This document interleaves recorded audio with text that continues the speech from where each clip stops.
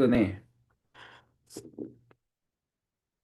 산스크리트 학습을 시작을 했습니다. 산스크리트 학습을 제가 지금 교환 연구로 와 있는 학교에서 시작을 했는데, 어, 뭐 약간 잡담이지만 말씀을 드리면 제가 있는 학교가 지금 콜맥스라고 해서 중남미에서 제일 이제 뭐 아카데믹한 걸로 뭐 나름의 뭐 철옹성 같은 느낌으로 유명한 학교인데 이 학교의 여러 특징 중에 하나가 중남미는커녕 스페인까지 포함해서 아마 거의 찾아보기 힘들 정도로 산스크리트어에 좀 진심인 학교입니다. 그래서 산스크리트어 전문 교수가 그러니까 산스크리트 문학이나 역사 전문 교수가 두 명이 있는데 이게 또 되게 공교롭게도 교수가 그냥 있는 게 중요한 게 아니고 사실 교수가 나이가 들고 그러면 어쩔 수 없이 육체의 노화와 함께 정신도 노화가 되고 그러니까 젊음이 없어질 수밖에 없는 게 사실인데 그 지금 산스크리트 교수 둘이 동갑내기로 저보다 한 세네 살 많은 것 정도로 알고 있어요. 그래서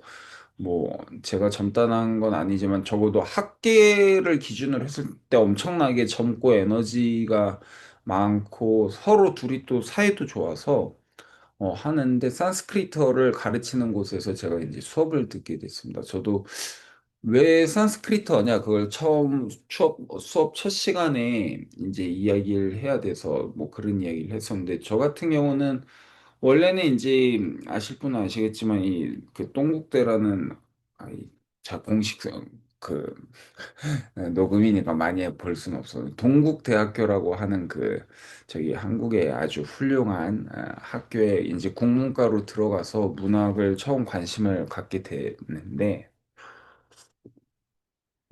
결국 문학과 언어라고 하는 거에 대한 관심이 지금까지 돌고 돌아서 그거 외에 딴 것들을 그렇게 중요하게 보고 살진 않았던 것 같습니다. 그래서 문학을 보려다 보니까 결국은 문학이라고 하는 개념 자체가 근본적으로 서구적인 근대적인 개념으로 들어왔고 그렇기 때문에 자연스럽게 문학을 좀 더 잘 이해하고 싶다라는 마음에 이제 프랑스 문학을 시작했고 프랑스에 가서는 동문학을 같이 전공으로 또 대학을 두 개를 다니면서 시작을 하고 또 동시에 이제 그 제가 다닌 불문과가 이제 라틴어 불문과여서 자연스럽게 이제 라틴어를 강제로 배우면서 이 내가 열심히 배우던 현대 언어의 좀 더 근본적인 구조를 갖고 있는 게 요런 언어구나라는 것에 감을 좀 잡으면서 라틴어를 그래도 1년 하다가 좀 끝났지만 여간 라틴어를 했고 예, 그렇습니다. 그렇게 한 다음에 이제 한국에 와서는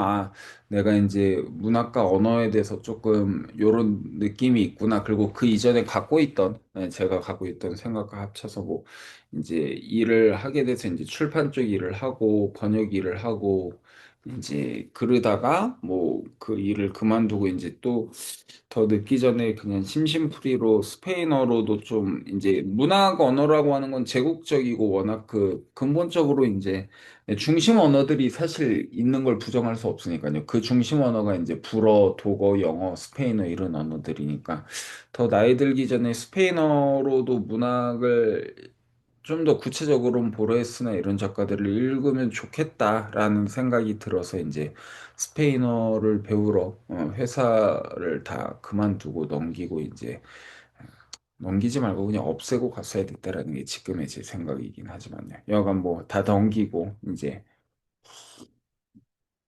저기 에콰도르로 가서 스페인어를 배우고 또 이제 배우다가 우연히 만난 친구가 진짜 문학은 아르헨티나 안 가면 안 된다. 너 이런 말을 들어서 냉큼 또 팔랑귀로 아르헨티나 가서 1년 반을 이제 그 안에서 제가 나름 느끼던 문학적인 어떤 생활과 행보를 하다가 이제 다시 돌아왔었죠. 그런데 결국은 이제 한국어 화자라면서 이제 계속해서 자기 내부라는 걸 애초에 볼 수가 없거든요. 한국어는 이 짬뽕의 언어이기 때문에 사실 한국어의 어원을 찾고 싶어도 어원을 뭐 그냥 네이버식 카더라 뭐 이런 거 말고는 볼 수도 없고 국어 대사전이라는 게 이제 인문학, 제가 보는 인문학 기준으로는 한국은 결코 선진국이 평생 될 수 없는 국가일 수 있기 때문에 모르겠습니다. 누군가 또 미친 듯이 목숨을 갈아서 열심히 하면 될 수도 있겠지만 요즘 시대에 누가 그럽니까? 근데 여간 그래서 제대로 된 국어 대사전도 없기 때문에 결국은 한국어나 그 한국 문학이라는 거를 더 어, 이해하고 그 짬뽕에 이제 들어가 있는 재료들을 하나하나 느끼고 싶으면은 바깥을 향할 수밖에 없었던 거죠. 그래서 그런 서구 언어들을 먼저 중심적으로 배우고 나서 보니까 결국은 그 한국어 안에 있는 근대라는 걸 받아들인 흔적들이 한국이 어떤 능동적으로 받아들이거나 자립적으로 받아들인 게 아니고 결국은 일본 식민지 시대를 통한 혹은 중국마저도 마찬가지죠. 그 동양 한자 어권에서 근대라는 어떤 개념을 받아들이고 그 개념을 한자어로 치환시키고 하는 작업을 결국 제일 중심적으로 한 나라가 일본이었고, 그리고 한국은 또 이제 언어적으로도 일본어랑 아주 흡사하기 때문에 중국어보다도 훨씬 더 그런 근대적인 사고나 체계, 심지어 뭐 한국어에서 지금 쓰고 있는 어떤 수동태적인 용법, 한국어는 애초에 수동태 같은 게 없었으니까요. 그런 것들이 사실은 그 일제시대 이후로 이제 근대 이후에 뭐 미래시제라든지 뭐 등등등이 정착을 하게 됐었기 때문에, 일본에 뭐 큰 관심이 있었던 뭐 아다치미추를 뭐 열심히 봤다 말고는 뭐 관심도 없었지만 결국은 이제 일본어를 배우면은, 그리고 일본어를 통해서 문학이라는 것을 보면은 그동안 그냥 감으로 때려 맞추던데 찜찜함이 훨씬 더 밝게 조명될 수 있겠구나라는 확신이 들어서 또 이제 어차피 뭐 더 이상 이제 버릴 것도 없었기 때문에 그냥 일본에 가서 그 석사 과정으로 다시 들어갔죠. 석사를 이제 독일에서 중간에 그만두고 왔었으니까. 그렇게 해서 일본에서 석사 과정을 불문학으로 들어갔는데 결국 또 가서, 불문학은 사실 제 기준으로 이미 뭐 석사 과정생들하고 하기 그렇게 어려운 수준은 아니었으니까요. 그래서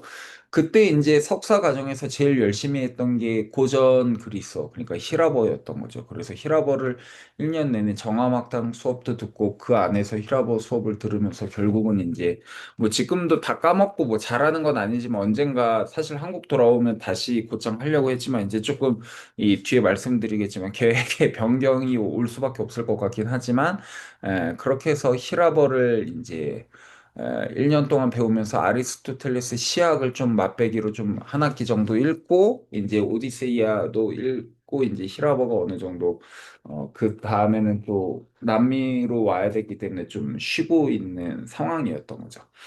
그렇게 해서 확실히 일본어를 통해 보면은 일본은 지금도 그 동경대 VPN으로 들어가면, 참고로 이제 모르는 분을 위해서 보면 제가 이제 결국은 또 박사과정을 동경대 중남미 문학으로 들어가 있는 거죠. 그렇게 해서 거기에서부터 지금 교환 연구로 해서 여기 콜맥스에 와 있는 건데, 학교만 제가 공식적은 아니더라도 비공식적으로 들어간 학교까지 합하면 한 12개 되더라고요. 그런데 여간 아까 말한 일본어 국어 대사전을 보면 그런 갈증이 어느 정도 해소됩니다. 예를 들면 한국어로는 뭐 송두리째 아사가 나면 송두리가 대체 뭔데? 어원은 어떻게 할 건데? 면 아무도 알려줄 수 없거든요. 그러니까 그런 것들이 있는데, 예를 들면 어, 그저께도 수업을 하다가 저런 게 있었어요. 뭐 강점과 약점 이런 단어가 있는데, 이거 불어로도 뿌앙페블르, 뿌앙포라고 하면은 강점과 약점이 너무나도 그 한자어랑 1대1 대칭이 되는 거죠. 그럼 강점과 약점이 정말 그냥 우리가 원래부터 쓰던, 그러니까 저기 한문권이 중심이던 시대부터 쓰던 뭐 당나라나 이때부터 쓰던 단어였을까?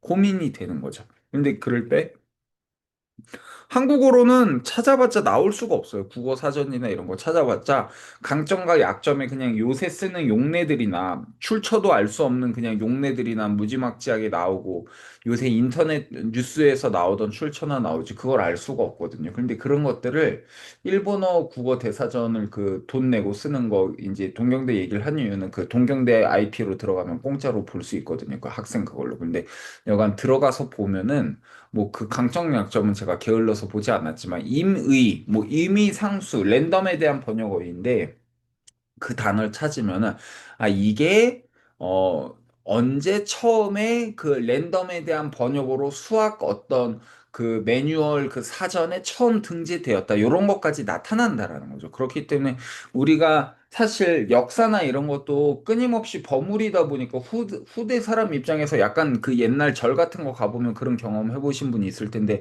역사 날조나 위조 중국만이 아니고 한국에서도 꽤 열심히 하는 거 아시죠? 뭐 열심히라기보다는 그러니까 이게 그 안에 자꾸 좋은 말들을 쓰려다 보니까 그 안에 원래 없었던 팩트 같은 것도 그냥 막 자꾸 적어두고 그러다 보면 그게 나중 사람들이 보면 그냥 그 설명에만 의존하다 보면 이거 진짜 이 절은 이때부터 있었나 보다라고 하면 사실 아닌 경우도 있고 그 우리가 문화재 복원이랍시고 그냥 그 새로 그냥 벽돌 같은 거 갈아 끼면은 이게 옛날부터 그냥 이대로 있었나 보다라는 착각을 하잖아요. 그러니까 우리가 근대 개념의 한자어라는 것도 그런 착각 속에서 우리가 그냥 이건 우리 한국어지라고 이해를 하는 것들이 있는데 근데 대부분의 뭐 학문이라는 단어마저 철학이라는 단어마저 원래 학문은 옛날 그 한문권에서 쓰는 학문이라는 건 말 그대로 글 배운다라는 뜻밖에 없거든요. 그러니까 이제 뭐 한자 배우고 그런 게 학문이었던 거죠. 근데 우리가 지금 생각하는 사이언스요. 이거는 말 그대로 그 사이언스에 대한 번역어로서 들어온다라는 거죠. 문학이라는 것, 학문이 아니고 문학이라고 하는 게 글 배운다라는 게 그거고요. 죄송합니다. 그래서 문학이라는 것도 리터레이처에 대한 번역어로서 그러니까 서구적 개념을 더 씌워서 한자어로 새로 리뉴얼하면서 이제 오기 때문에 그런 것들을 갖고서 이제 문학이라는 게 무엇인가 옛날에 그 양주동이랑 그래서 누구 그 국어학자 둘이 싸우다가 그걸로 이제 한번 그 달린 경우가 있었는데 여간 뭐 중요한 건 아니고 그런 것들을 아는 데 있어서 일본에서의 4년 정도의 경험은 아주 제 개인적인 뭐 그런 걸 뭐 많이 안다고 뭐 정말 제가 이제 뭐 표면상으로 있는 번역가로서의 일이나 이런 거에 저 스스로는 확신이 더 생기긴 하지만 뭐 남들이 보는 결과물에서 남들이 인지할 정도의 티가 나냐라고 하는 거를 보면 1도 나지 않고 그걸 통해서 뭐 돈이 1원 한 푼 더 생기지도 않지만 결국 공부라는 건 어떤 뭐 사람마다 공부의 목적이 다를 수도 있겠지만 어떤 교수가 되고 싶다, 뭐 학자로서 인정을 받고 싶다, 뭐 여러 방식이 있을 수 있겠지만 그냥 결국은 근본적으로 자기가 알고 싶은 걸 알 수 있다라는 행위 자체가 공부가 되면 여러분들이 지금 하는 공부도 그렇고 그 무엇보다도 제일 우선시돼야 될 조건이지 않나? 뭐 그렇게 생각을 하고 저는 뭐 지금도 그런 이유로밖에 공부를 안 하고 있지만 좀 극단적이긴 하지만 그래서 이제 돌고 돌아서 일본어를 통해서 한국어와 한국 문학을 좀 더 이해를 깊게 할 수 있게 됐고, 근데 결국 그러면 우리가 이제 서구 중심의 근대화를 이루고 거길 따라가던, 뭐 좋게 말하든 나쁘게 말하든 뭐 자리평이다 뭐다 뭐 이런 게 중요한 게 아니고 그 영향을 무시할 수 없잖아요. 그 안에서 결국은 이 한국인이 갖고 있는 근대적 사고라는 게 뭐지? 라고 하면 우리 연애라고 하는 걸 볼 때도 연애라고 하는 게 원래 이광수의 무정부터 그게 최초의 근대 소설로 이제 받아들이는 이유가 사실은 이제 자유연애에 대한 개념이 있는데 과연 우리의 연애는 그 이후에도 자유연애와 사랑이라는 게 존재했나라고 하면 뭐 벽치기 하면서 넌 내 거야! 뭐 그런 것들이 드라마에서 횡행하던 시절을 겪으면서 과연 우리가 사랑과 자유연애라는 걸 21세기에 들어와서까지도 경험을 한 적이 있었나? 사랑이라는 게 과연 우리가 I love you랑 난 널 사랑해가 전 세계가 똑같나라고 할 때 똑같지 않나요라고 하는 게 우리가 이제 넷플릭스와 뭐 그 K-팝 데몬 헌터즈와 등등의 이제 BTS 형들 덕분에 끊임없는 이제 단일화와 이런 것들이 있기 때문에 사랑에 대한 관념이나 그 감정이나 행동 방식도 비슷하다라고 되게 그 착시 현상을 갖고 올 수 있고 실제로 많이 비슷해지기도 하지만 사실은 근본적으로 다른 토양에서 다르게 자란 곳에서 아무리 이식을 했다라고 해도 중남미의 하카란다 같은 거죠. 그 이제 중남미 브라질 대통령인가가 이제 일본의 그 벚꽃을 사쿠라를 보고서 너무 이뻐서 이걸 중남미에 피우고 싶어라고 해서 이제 가져다 어떻게 심으면 심는다고 여기 나무 의사도 있지만 뭐 심는다고 그냥 뿅 하고 자라겠습니까? 저도 이제 어릴 때는 그 목련을 좋아해서 한국을 떠나면 이 목련이 아쉬워질까 해서 에콰도르 갈 때 목련 가지를 하나 꺾어서 슬쩍 이제 가방에 넣고 갔던 촌스러운 감상이 있었지만 결국 중남미가 너무 즐거워서 그 목련 가지는 뭐 곧장 쓰레기통으로 직행을 했었던 것 같긴 하지만 뭐 그게 그냥 딱 꽂는다고 이약하고 나오는 게 아니잖아요. 결국은 그 토양과의 여러 가지를 하다 보면은 그 토양과 그 풍습과 그 안의 것들과 맞물려서 전혀 다른 기묘한 새나 기묘한 나무들이 나오는 거죠. 그게 이제 중남미의 하카란다라고 해서 벚꽃의 DNA를 갖고 있지만 보라색 꽃이 피워지는 거죠. 그런 것들이 사실 문화라는 거죠.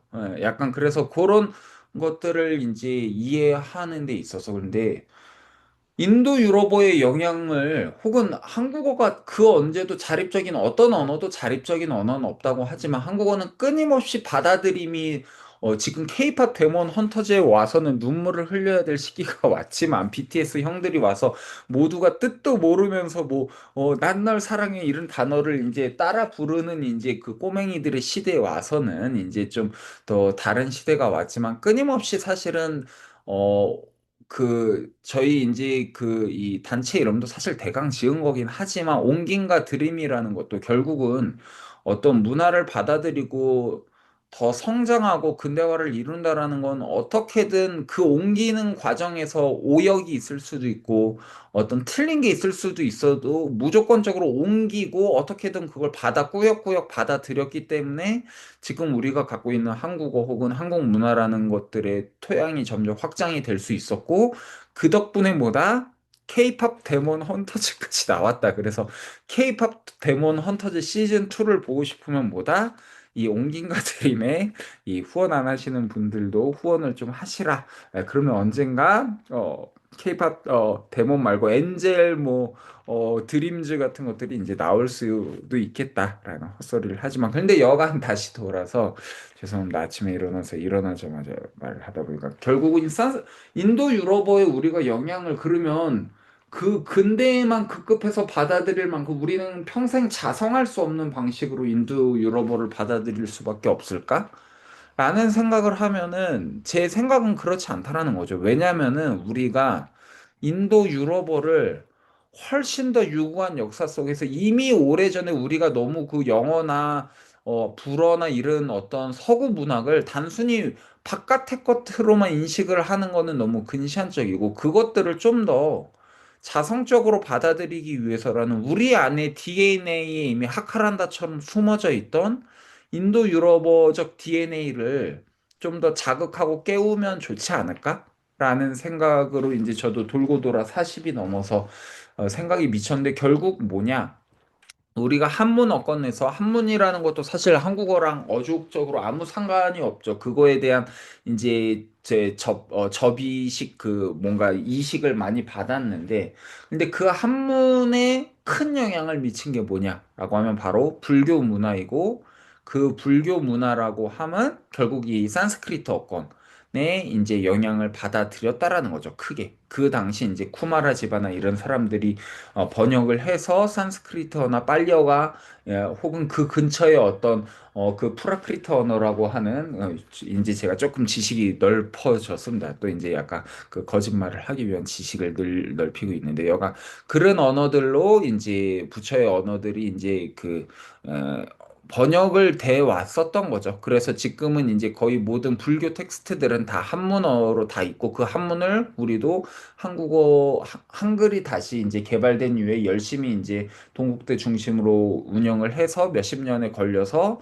적어도 불교 경전이라고 하는 거는 일본어, 한국어, 중국어, 현대 중국어로 다 찾아볼 수가 있죠. 그 모아져 있는 사이트가 있습니다. 그렇기 때문에 불교에 대한 건 그런데 불교 말고도 사실 그 인도 유럽어라고 하는 걸 이제 외사법으로 알게 되는 건데 왜냐면 외사법이라는 거 엑스폴라시옹이라고 해서 그 중심폴이 외부에다 놓서 그러니까 바깥에 예를 들면 엑스폴라시옹 외사법이라는 게 저런 겁니다. 저희도 한국어도 그 중세국어나 이런 거 공부할 때 그 중세국어 자료가 없으면 어떻게 하냐면은 이 방언학들을 공부를 해요. 방언학 지금 우리 전라도 방언이나 이런 것들을 공부하다 보면 얘네들을 돌고 돌고 돌다 보면 얘네들의 원조에 더 위에 올라갔을 때 언어엔 좀 더 이른 구조가 보일 것 같은데 이게 분명히 있을 것 같은데? 라고 이제 하면서, 그러니까 추측의 이제 어떤 그 킹리적 가심을 하기 위한 이제 추측 방식이 이제 외사법인데,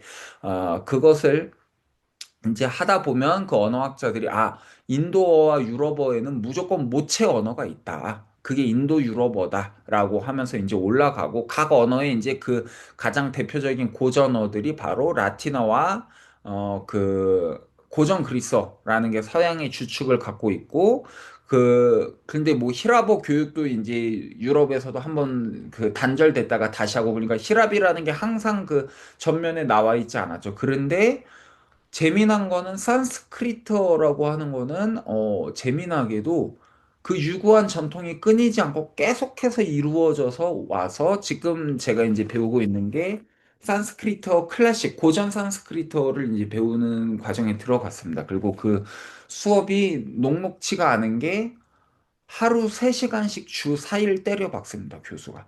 그리고 그것을 저는 한 학기만 하고 그냥 맛만 보고 좀 찍먹하고 또 딴 데 튈까 했는데 2년 과정이라고 합니다. 2년 내내 배웁니다. 그러니까 여기 그 콜맥스에 와서 하면은 그냥 한 주 1회 1시간씩 배우면서 나 불어 좋아해 이게 아니고 지금 여러분들이 하는 시간이고 그게 제일 중요한 전문 과정이에요. 그래서 주 3시간씩 주 4회 그러니까 매일마다 3시간씩 주 4회에서 2년 때려 박으면은 산스크리트 전체 문법을 다 통달하고 지금 그래서 그거 끝난 애 박사과정에 들어온 애는 산스크리트 방언 같은 거 연구하는 애도 있고 이제 곧장 그 정도로 될 정도로 언어 트레이닝을 제가 아는 전 세계 대학에서도 그 정도로 2년 만에 때려박는 나라 흔치 않거든요. 예를 들면 뭐 동국대 인도 철학과 가면 어느 정도인지 모르겠지만 그 정도로 개인이 열심히 하는 거 말고 그 정도로 때려박는 학교 흔치 않는데 대단한 수업이더라고요. 그래서 저도 좀 감탄을 해서 한국 가도 인터넷으로 절 위해서 수업을 계속 열어주겠다고 해서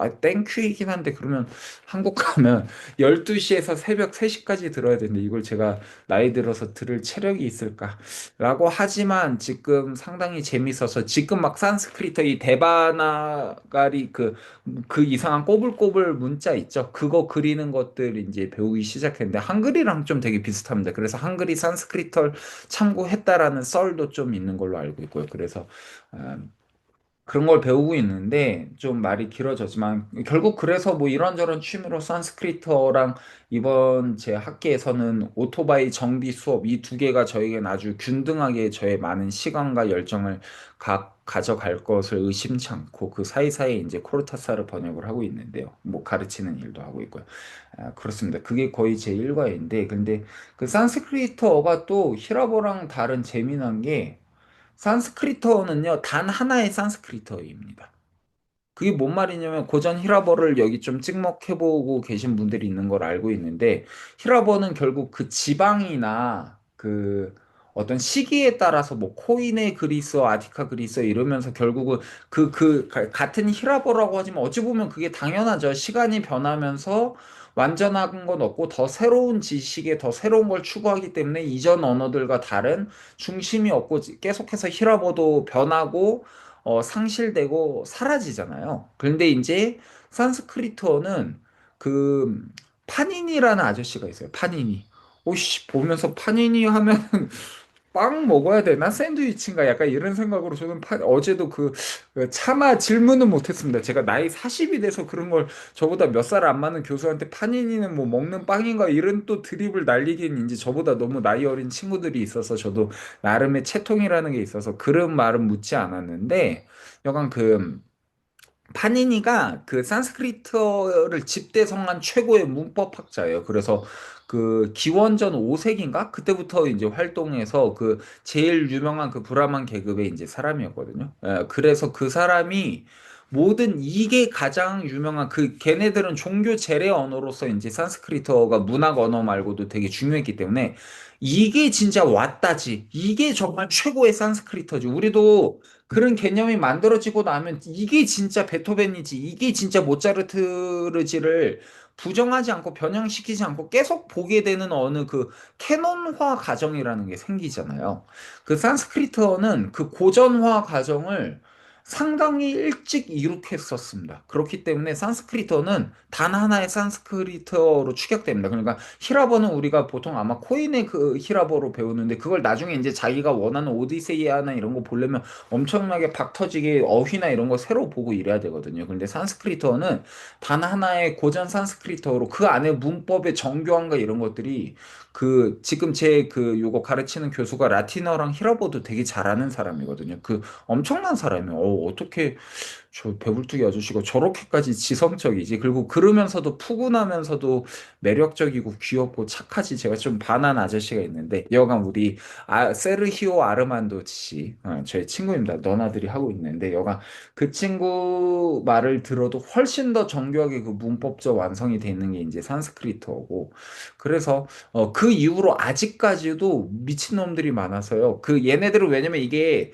종교적 그 인도의 카스트 제도나 이런 걸 꼭 나쁘게만 볼 수가 없는 게 산스크리트어 수호자들로 이들이 살아있기 때문에 얘네들은 일부러 그걸 위해서 산스크리트어 고전 산스크리트어로 그 모국어로 애들을 어느 순간부터 다시 키워서 산스크리트어가 모국어인 애들이 1,000명 넘게 있다고 합니다. 그래서 걔네들이 계속해서 그걸 정교하게 다듬고 있고, 물론 그게 뭐 조금씩의 뭐 이제, 노이즈가 생길 수는 있겠지만, 그렇기 때문에 인도 애들은 웬만한 지식인이 아니어도, 오히려 아주 천민이어도 자기네 언어 말고 이제, 공통 따미러나 이런 거에서 이개국어 화자가 엄청 많죠. 여간 그런 어떤 그 여러 가지가 이게 범람하던 인도 안에서 단 하나의 정전의 언어로 살아남은 게 뭐다라고 하면 산스크리트어여서 그걸 보면 결국 우리가 외사법이라고 얘기를 했던 인도 유럽어의 모든 그 정통을 오히려 히라버를 할 때보다 더 깊게 꿰뚫으면서 동양어권의 이제 문화에 대한 이해가 더 깊어질 수 있지 않을까? 그런 생각에 산스크리트어를 시작을 해서 지금 선생도 놀라고 있어요. 지금 학생이 거의 이거 자기가 교수된 이후로 처음으로 5명이라는 쾌거를 이루어냈다. 정규 학생 2명에 이제 저 같은 이상한 박사과정생 3명이 껴들어와가지고 5명이 지금 멤버가 돼서 열심히 배우기를 시작해서 어제 2일차 수업을 했고 오늘도 이거 끝나면 곧장 오토바이 타고 가서 이 3일차 수업을 3시간씩 들어야 됩니다. 여간 그래서 그런 얘기를 좀 해봤고요. 그래서 산스크리트 언젠가 여러분도 근데 한국에서 그렇게 배울 수 있는 곳이 뭐 제가 아는 분이 한 분 있긴 하지만 그분도 뭐 그렇게 막 집중적으로 남을 성실하게 가르치는 부분도 아니고 결국 한국에서 그런 거 배우려면 동국대 인도 철학과 가는 수밖에 없는데 뭐 거기에 뭐 학업 수준이 어느 정도인지도 제가 동국대를 뭐 중간에 자퇴하긴 했지만 잘 모르겠고요. 예, 그러고 가도 일단 돈을 내야 되잖아요. 뭐 여러분들이 돈이 뭐 그렇게 모두가 많은 것도 아니고 많은 사람도 있으니까. 그래서 모르죠. 또 제가 2년 미친 듯이 배우고 가르치고 있을 수도 있지, 있을 수 있으니까. 온긴과 드림의 단체 지원을 많이 바랍니다. 좋습니다. 그 정도로 이제 헛소리를 했고요. 자, 그러면은 남은 시간에 한 30분 정도밖에 없지만 오늘 그러면 관계대명사 연습 문제 한번 잘 풀어보고 이 산스크리트 얘기를 왜 했느냐? 이 반사태라고 하는 개념 자체가 한국어나 라틴어에 있는 게 아니고 그리고 이제 보통 히라버 가면 중동태라는 말로만 하지만 원래 이게 반사태라고 하는 좀 더 멋들어진 개념으로 태라고 하는 거 우리는 능동태랑 수동태 두 개로만 어떤 세상을 인지하고 그게 다인 것처럼 영어 학습자들은 생각을 하는데 거기에서부터 시작된 게 아닙니다. 그래서 반사태, 능동태, 수동태가 완전하게 세 개가 동일하게 병렬적으로 구성을 해서 진행이 되는 게 고전 산스크리트어고 심지어 히라버 같은 경우는 능동태와 중동태가 먼저 나오고 중동태 일부가 수동태로 넘어가기 때문에 히라버만 갖고도 이 태에 대한 개념을 어느 정도 알 수 있지만 좀 더 다른 것들이 있기 때문에 그런 것들을 제가 그 사이에 전혀 반사태까지 진도가 나갈 리는 없지만 좀 제가 알고 있는 정보들을 봐서 다음 시간에는 이 태라고 하는 게 대체 무엇인지 왜 있는 건지에 대해서 좀 간단히 근대적인 개념으로 들어왔고 그렇기 때문에 자연스럽게 문학을 좀 더 잘 이해하고 싶다라는 마음에 이제 프랑스 문학을 시작했고 프랑스에 가서는 동문학을 같이 전공으로 또 대학을 2개를 다니면서 시작을 하고 또 동시에 이제 그 제가 다닌 불문과가 이제 라틴어 불문과여서 자연스럽게 이제 라틴어를 강제로 배우면서 내가 열심히 배우던 현대 언어의 좀 더 근본적인 구조를 갖고 있는 게 요런 언어구나라는 것에 감을 좀 잡으면서 라틴어를 그래도 1년 하다가 좀 끝났지만 여간 라틴어를 했고, 예, 그렇습니다. 그렇게 한 다음에 이제 한국에 와서는 내가 이제 문학과 언어에 대해서 조금 요런 느낌이 있구나. 그리고 그 이전에 갖고 있던, 제가 갖고 있던 생각과 합쳐서 뭐 이제 일을 하게 돼서 이제 출판 쪽 일을 하고 번역 일을 하고 이제 그러다가 뭐 그 일을 그만두고 이제 또 더 늦기 전에 그냥 심심풀이로 스페인어로도 좀 이제 문학 언어라고 하는 건 제국적이고 워낙 그 근본적으로 이제 중심 언어들이 사실 있는 걸 부정할 수 없으니까요. 그 중심 언어가 이제 불어, 독어, 영어, 스페인어 이런 언어들이니까 더 나이 들기 전에 스페인어로도 문학을 좀 더 구체적으로 보레스나 이런 작가들을 읽으면 좋겠다라는 생각이 들어서 이제 스페인어를 배우러 회사를 다 그만두고 넘기고 이제 넘기지 말고 그냥 없애고 갔어야 됐다라는 게 지금의 제 생각이긴 하지만요. 여간 뭐 다 넘기고 이제 저기 에콰도르로 가서 스페인어를 배우고 또 이제 배우다가 우연히 만난 친구가 진짜 문학은 아르헨티나 안 가면 안 된다. 너 이런 말을 들어서 냉큼 또 팔랑귀로 아르헨티나 가서 1년 반을 이제 그 안에서 제가 나름 느끼던 문학적인 어떤 생활과 행보를 하다가 이제 다시 돌아왔었죠. 근데 결국은 이제 한국어 화자라면서 이제 계속해서 자기 내부라는 걸 애초에 볼 수가 없거든요. 한국어는 이 짬뽕의 언어이기 때문에 사실 한국어의 어원을 찾고 싶어도 어원을 뭐 그냥 네이버식 카더라 뭐 이런 거 말고는 볼 수도 없고 국어 대사전이라는 게 이제 인문학 제가 보는 인문학 기준으로는 한국은 결코 선진국이 평생 될 수 없는 국가일 수 있기 때문에 모르겠습니다. 누군가 또 미친 듯이 목숨을 갈아서 열심히 하면 될 수도 있겠지만 요즘 시대에 누가 그럽니까? 근데 여간 그래서 제대로 된 국어 대사전도 없기 때문에 그 결국은 한국어나 그 한국 문학이라는 거를 더 어, 그 이해하고 그 짬뽕에 이제 들어가 있는 재료들을 하나하나 느끼고 싶으면은 바깥을 향할 수밖에 없었던 거죠. 그래서 그런 서구 언어들을 먼저 중심적으로 배우고 나서 보니까 결국은 그 한국어 안에 있는 근대라는 걸 받아들인 흔적들이 한국이 어떤 능동적으로 받아들이거나 자립적으로 받아들인 게 아니고 결국은 일본 식민지 시대를 통한 혹은 중국마저도 마찬가지죠. 그 동양 한자 어권에서 근대라는 어떤 개념을 받아들이고 그 개념을 한자어로 치환시키고 하는 작업을 결국 제일 중심적으로 한 나라가 일본이었고, 그리고 한국은 또 이제 언어적으로도 일본어랑 아주 흡사하기 때문에 중국어보다도 훨씬 더 그런 근대적인 사고나 체계, 심지어 뭐 한국어에서 지금 쓰고 있는 어떤 수동태적인 용법, 한국어는 애초에 수동태 같은 게 없었으니까요. 그런 것들이 사실은 그 일제시대 이후로 이제 근대 이후에 뭐 미래시제라든지 뭐 등등등이 정착을 하게 됐었기 때문에 일본에 뭐 큰 관심이 있었던 뭐 아다치미추를 뭐 열심히 봤다 말고는 뭐 관심도 없었지만 결국은 이제 일본어를 배우면은 그리고 일본어를 통해서 문학이라는 것을 보면은 그동안 그냥 감으로 때려 맞추던 내 찜찜함이 훨씬 더 밝게 조명될 수 있겠구나라는 확신이 들어서 또 이제 어차피 뭐 더 이상 이제 버릴 것도 없었기 때문에 그냥 일본에 가서 그 석사 과정으로 다시 들어갔죠. 석사를 이제 독일에서 중간에 그만두고 왔었으니까. 그렇게 해서 일본에서 석사 과정을 불문학으로 들어갔는데 결국 또 가서 불문학은 사실 제 기준으로 이미 뭐 석사 과정생들하고 하기 그렇게 어려운 수준은 아니었으니까요. 그래서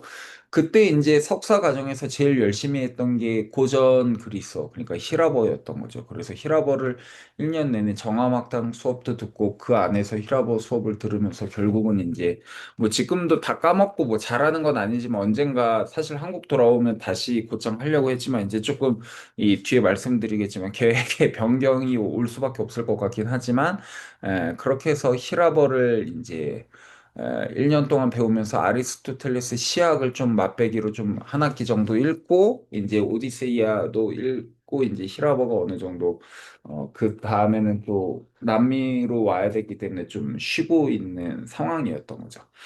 그렇게 해서 확실히 일본어를 통해 보면은 일본은 지금도 그 동경대 VPN으로 들어가면 참고로 이제 모르는 분을 위해서 보면 제가 이제 결국은 또 박사과정을 동경대 중남미 문학으로 들어가 있는 거죠.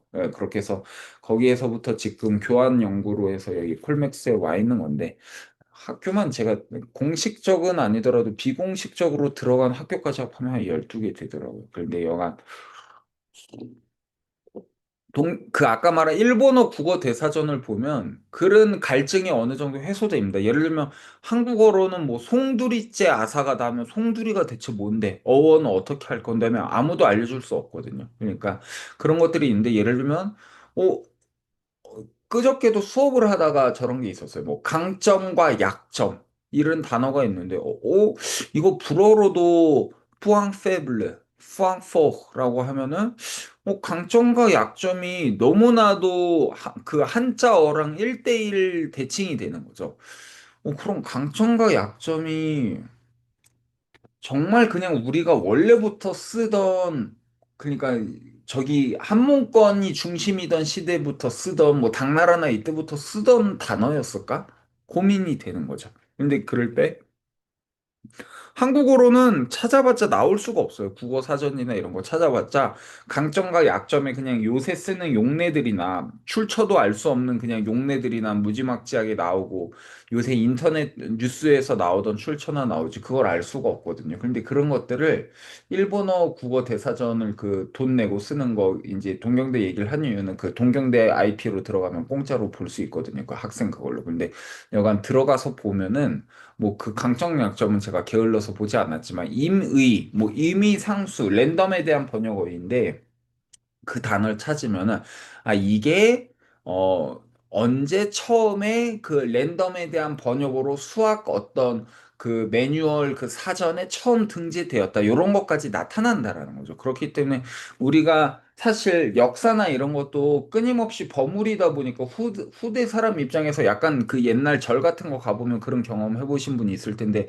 역사 날조나 위조 중국만이 아니고 한국에서도 꽤 열심히 하는 거 아시죠? 뭐 열심히라기보다는 그러니까 이게 그 안에 자꾸 좋은 말들을 쓰려다 보니까 그 안에 원래 없었던 팩트 같은 것도 그냥 막 자꾸 적어두고 그러다 보면 그게 나중 사람들이 보면 그냥 그 설명에만 의존하다 보면 이거 진짜 이 절은 이때부터 있었나 보다라고 하면 사실 아닌 경우도 있고 그 우리가 문화재 복원이랍시고 그냥 그 새로 그냥 벽돌 같은 거 갈아 끼면은 이게 옛날부터 그냥 이대로 있었나 보다라는 착각을 하잖아요. 그러니까 우리가 근대 개념의 한자어라는 것도 그런 착각 속에서 우리가 그냥 이건 우리 한국어지라고 이해를 하는 것들이 있는데 근데 대부분의 뭐 학문이라는 단어마저 철학이라는 단어마저 원래 학문은 옛날 그 한문권에서 쓰는 학문이라는 건 말 그대로 글 배운다라는 뜻밖에 없거든요. 그러니까 이제 뭐 한자 배우고 그런 게 학문이었던 거죠. 근데 우리가 지금 생각하는 사이언스요. 이거는 말 그대로 그 사이언스에 대한 번역어로서 들어온다라는 거죠. 문학이라는 것, 학문이 아니고 문학이라고 하는 게 글 배운다라는 게 그거고요. 죄송합니다.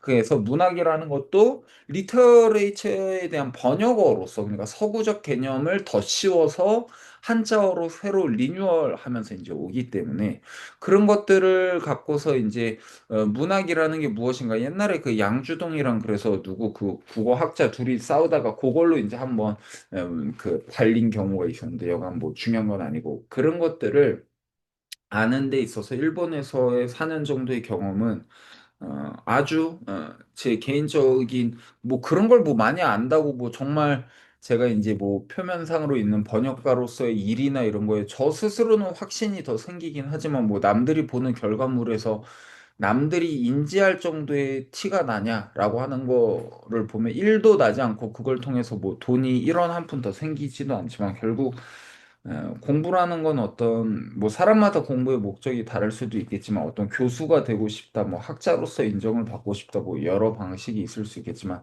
그냥 결국은 근본적으로 자기가 알고 싶은 걸 알 수 있다라는 행위 자체가 공부가 되면 예, 여러분들이 지금 하는 공부도 그렇고 그 무엇보다도 제일 우선시돼야 될 조건이지 않나? 뭐 그렇게 생각을 하고 저는 뭐 지금도 그런 이유로밖에 공부를 안 하고 있지만 좀 극단적이긴 하지만 그래서 이제 돌고 돌아서 일본어를 통해서 한국어와 한국 문학을 좀 더 이해를 깊이 할 수 있게 됐고 근데 결국 그러면 우리가 이제 서구 중심의 근대화를 이루고 거길 따라가던 뭐 좋게 말하든 나쁘게 말하든 뭐 자리평이다 뭐다 뭐 이런 게 중요한 게 아니고 그 영향을 무시할 수 없잖아요. 그 안에서 결국은 이 한국인이 갖고 있는 근대적 사고라는 게 뭐지? 라고 하면 우리 연애라고 하는 걸 볼 때도 연애라고 하는 게 원래 이광수의 무정부터 그게 최초의 근대 소설로 이제 받아들이는 이유가 사실은 이제 자유연애에 대한 개념이 있는데 과연 우리의 연애는 그 이후에도 자유연애와 사랑이라는 게 존재했나라고 하면 뭐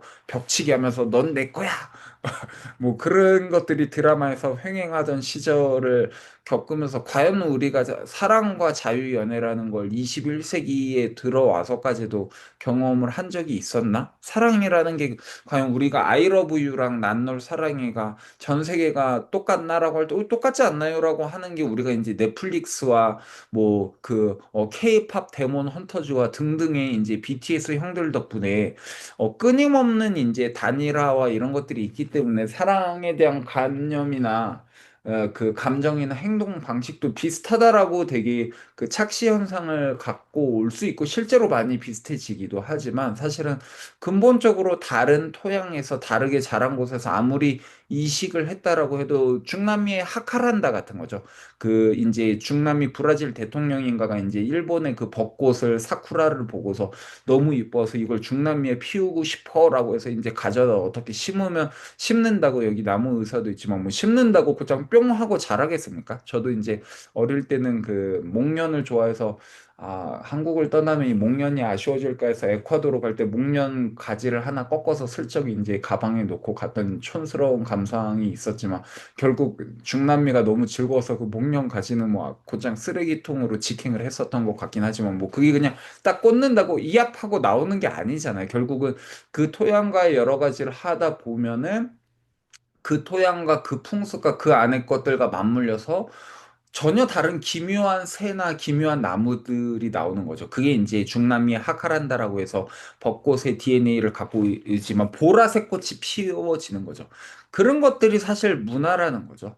약간 그래서 그런 것들을 이제 이해하는 데 있어서 근데 인도 유럽어의 영향을 혹은 한국어가 그 언제도 자립적인 어떤 언어도 자립적인 언어는 없다고 하지만 한국어는 끊임없이 받아들임이 지금 케이팝 데몬 헌터즈에 와서는 눈물을 흘려야 될 시기가 왔지만 BTS 형들이 와서 모두가 뜻도 모르면서 뭐 난 널 사랑해 이런 단어를 이제 따라 부르는 이제 그 꼬맹이들의 시대에 와서는 이제 좀 더 다른 시대가 왔지만 끊임없이 사실은 저희 이제 그 이 단체 이름도 사실 대강 지은 거긴 하지만 옹긴과 드림이라는 것도 결국은 어떤 문화를 받아들이고 더 성장하고 근대화를 이룬다라는 건 어떻게든 그 옮기는 과정에서 오역이 있을 수도 있고 어떤 틀린 게 있을 수도 있어도 무조건적으로 옮기고 어떻게든 그걸 꾸역꾸역 받아들였기 때문에 지금 우리가 갖고 있는 한국어 혹은 한국 문화라는 것들의 토양이 점점 확장이 될 수 있었고 그 덕분에 뭐다? K-팝 데몬 헌터즈까지 나왔다. 그래서 K-팝 데몬 헌터즈 시즌 2를 보고 싶으면 뭐다? 이 옹긴과 드림의 이 후원 안 하시는 분들도 후원을 좀 하시라. 그러면 언젠가 K-팝 데몬 말고 엔젤 뭐 드림즈 같은 것들이 이제 나올 수도 있겠다라는 헛소리를 하지만 근데 여간 다시 돌아서 죄송합니다. 아침에 일어나자마자 말을 하다 보니까 결국은 인도 유럽어에 우리가 영향을 그러면 그 근대에만 급급해서 받아들일 만큼 우리는 평생 자성할 수 없는 방식으로 인도 유럽어를 받아들일 수밖에 없을까? 라는 생각을 하면은 제 생각은 그렇지 않다라는 거죠. 왜냐면은 우리가 인도 유럽어를 훨씬 더 유구한 역사 속에서 이미 오래전에 우리가 너무 그 영어나 불어나 이런 어떤 서구 문학을 단순히 바깥의 것으로만 인식을 하는 거는 너무 근시안적이고 그것들을 좀 더 자성적으로 받아들이기 위해서라는 우리 안에 DNA에 이미 하카란다처럼 숨어져 있던 인도 유럽어적 DNA를 좀 더 자극하고 깨우면 좋지 않을까라는 생각으로 이제 저도 돌고 돌아 40이 넘어서 생각이 미쳤는데 결국 뭐냐?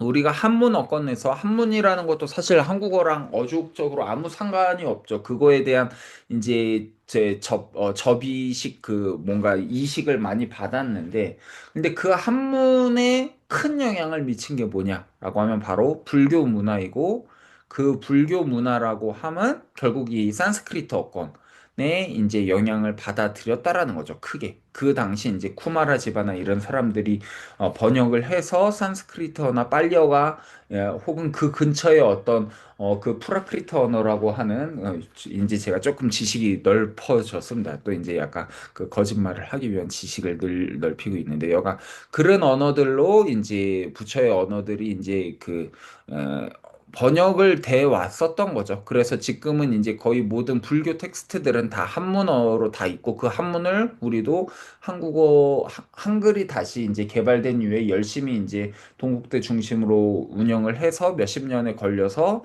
적어도 불교 경전이라고 하는 거는 일본어, 한국어, 중국어, 현대 중국어로 다 찾아볼 수가 있죠. 그 모아져 있는 사이트가 있습니다. 그렇기 때문에 불교에 대한 건 그런데 불교 말고도 사실 그 인도 유럽어라고 하는 걸 이제 외사법으로 알게 되는 건데 왜냐면 외사법이라는 거 엑스폴라시옹이라고 해서 그 중심폴이 외부에다 놓서 그러니까 바깥에 예를 들면 엑스폴라시옹 외사법이라는 게 저런 겁니다. 저희도 한국어도 그 중세국어나 이런 거 공부할 때 그 중세국어 자료가 없으면 어떻게 하냐면은 이 방언학들을 공부를 해요. 방언학 그 지금 우리 전라도 방언이나 이런 것들을 공부하다 보면 얘네들을 돌고 돌고 돌다 보면 얘네들의 원조에 더 위에 올라갔을 때 언어엔 좀 더 이른 구조가 보일 것 같은데 이게 분명히 있을 것 같은데 라고 이제 하면서 그러니까 추측의 이제 어떤 그 킹리적 가심을 하기 위한 이제 추측 방식이 이제 외사법인데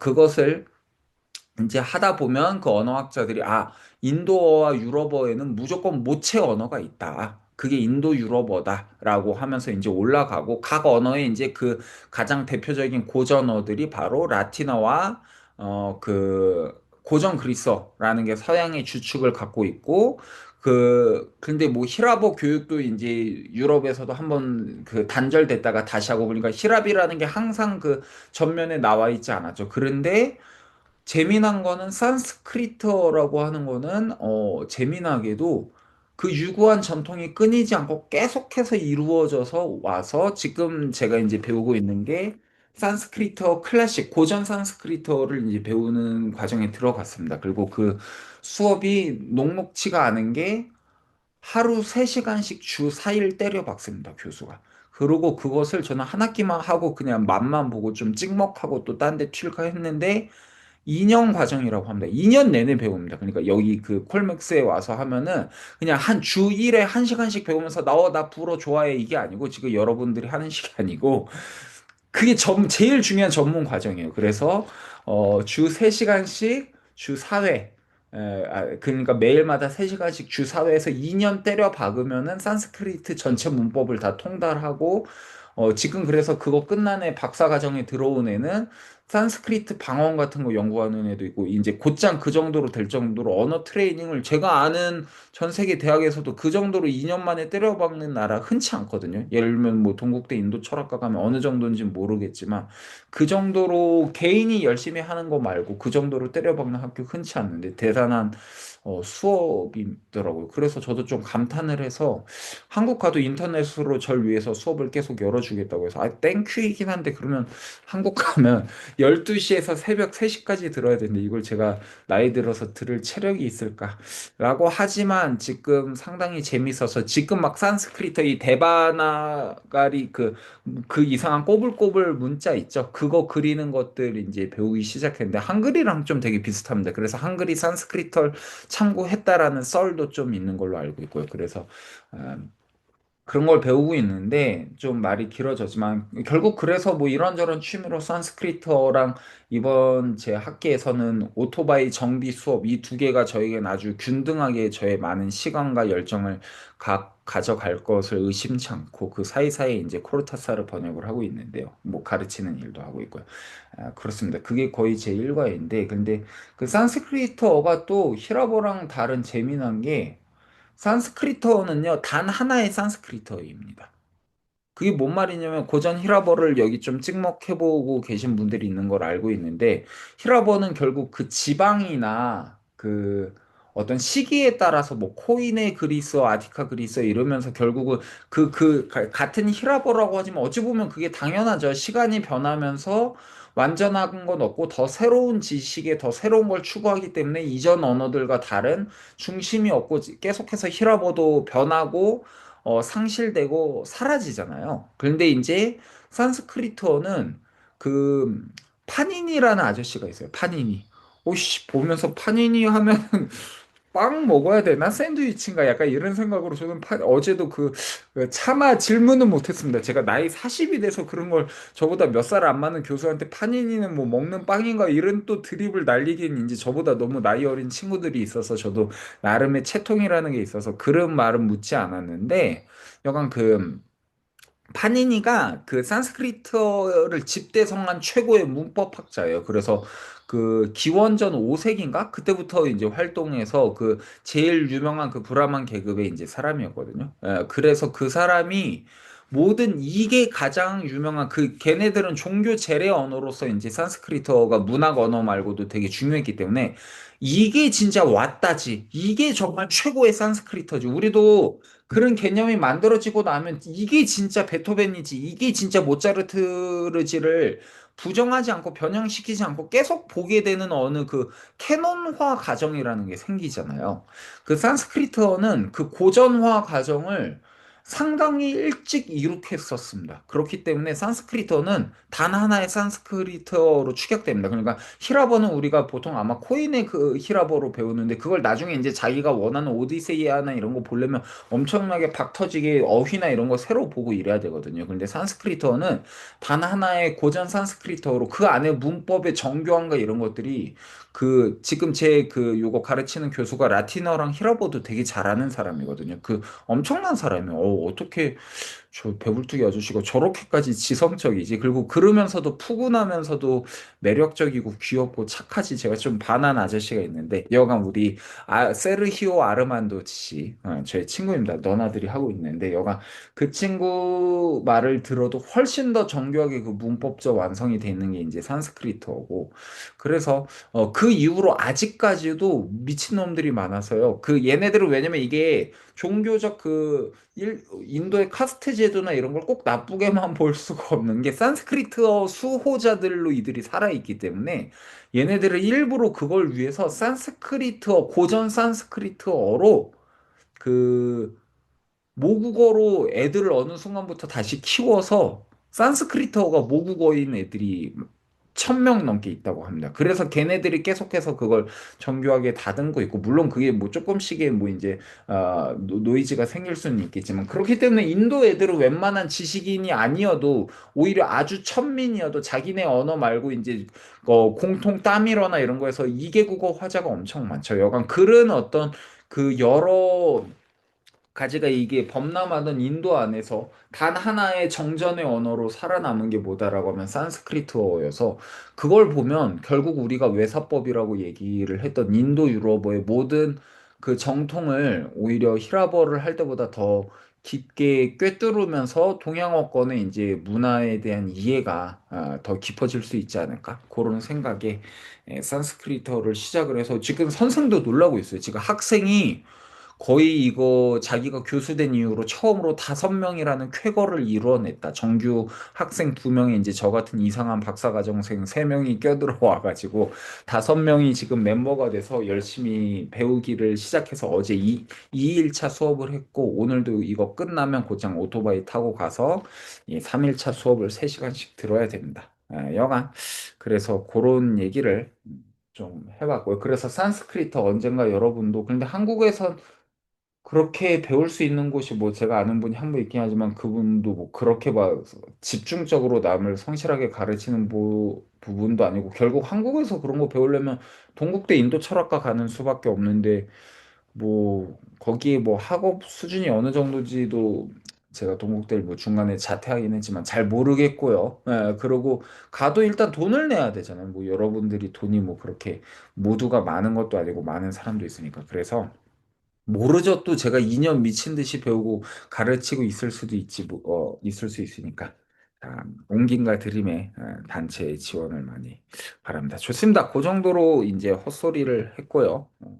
자, 그러면은 남은 시간에 한 30분 정도밖에 없지만 오늘 그러면 관계대명사 연습 문제 한번 잘 풀어보고, 이 산스크리트 얘기를 왜 했느냐? 이 반사태라고 하는 개념 자체가 한국어나 라틴어에 있는 게 아니고, 그리고 이제 보통 히라버 가면 중동태라는 말로만 하지만 원래 이게 반사태라고 하는 좀 더 멋들어진 개념으로 태라고 하는 거. 우리는 능동태랑 수동태 두 개로만 어떤 세상을 인지하고 그게 다인 것처럼 영어 학습자들은 생각을 하는데 거기에서부터 시작된 게 아닙니다. 그래서 반사태, 능동태, 수동태가 완전하게 세 개가 동일하게 병렬적으로 구성을 해서 진행이 되는 게 고전 산스크리트어고 심지어 히라버 같은 경우는 능동태와 중동태가 먼저 나오고 중동태 일부가 수동태로 넘어가기 때문에 히라버만 갖고도 이 태에 대한 개념을 어느 정도 알 수 있지만 좀 더 다른 것들이 있기 때문에 그런 것들을 제가 그 사이에 전혀 반사태까지 진도가 나갈 리는 없지만 좀 제가 알고 있는 정보들을 봐서 다음 시간에는 이 태라고 하는 게 대체 무엇인지 왜 있는 건지에 대해서 좀 간단히